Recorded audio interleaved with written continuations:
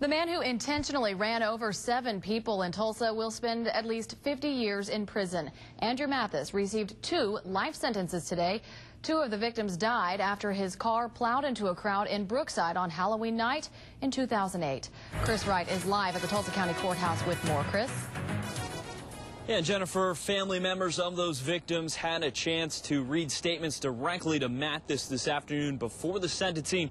Even 2 years later, they are not sure why he decided to kill 2 people he didn't even know. The nightmare began on Halloween in 2008 for the families of Dennis Cox and Carlos Lopez.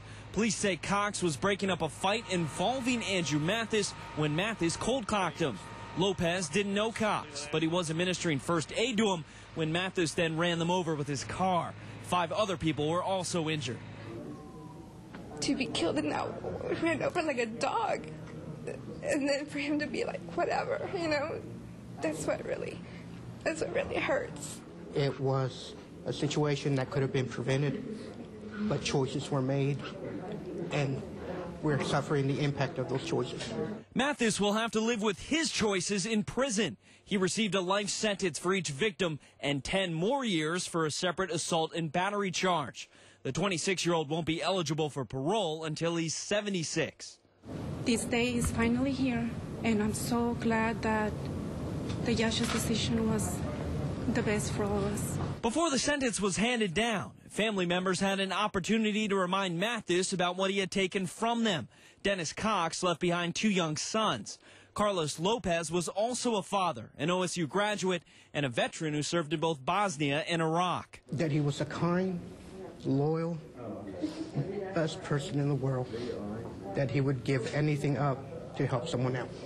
Mathis, who says he doesn't remember either the fight or getting behind the wheel, had no criminal record prior to that night, but he does have a history of substance abuse. So, at the very least, the prosecution hopes this case serves as a cautionary tale. He's killed 2 fathers, he's killed 2 sons. It's a tragedy all the way around, and it all boils down to his choice to take an illegal substance or abuse a substance.